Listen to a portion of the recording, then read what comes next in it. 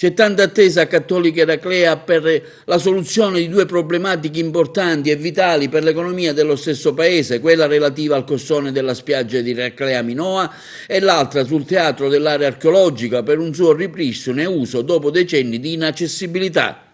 È una situazione un po' che si è complicata. Io posso dire che l'assessore Cordato si sta impegnando tantissimo. Poco fa mi ha chiamato il capo gabinetto di Musumeci che la prossima settimana ci dobbiamo incontrare. Io ho cercato di invitarlo e cercato di portarlo da Calamino per vedere lo stato dei luoghi. Un problema che si può risolvere secondo me perché la VIA chiede la caratterizzazione della sabbia, ma scusa, mettiamo come prescrizione prima di fare il granaggio, facciamo tutti gli analisi che la commissione Croce già si sta adoperando, ma nel frattempo pubblichiamo il bando, andiamo avanti. Loro forse non vedono la realtà, lo stato dei luoghi e io sto pressando per vederlo con gli occhi la situazione, perché un altro anno almeno non so quello che succederà. Quindi mi ha dato notizie che la prossima settimana ci sarà questo incontro con Musumeci, cercherò di fargli vedere come la situazione perché è tragica.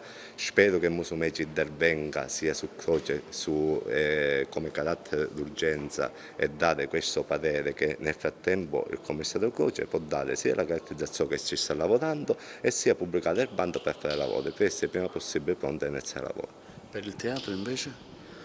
Il teatro ci sono determinati sopralluoghi, si deve togliere, ma arrivano voci, la copertura, c'è stata una conferenza era Creamino, si sta lavorando per cercare questo sito di Verdano per Dorchello nella Provincia Agrigento. Io quest'estate ho cercato di valorizzarlo facendo tante serate sia dentro il teatro che fuori il teatro e speriamo che salvando Minoa cerchiamo di partire a livello turistico perché Minoa è un Dorchello della Provincia Agrigento sia della Ma Sicilia. c'è un finanziamento per il teatro?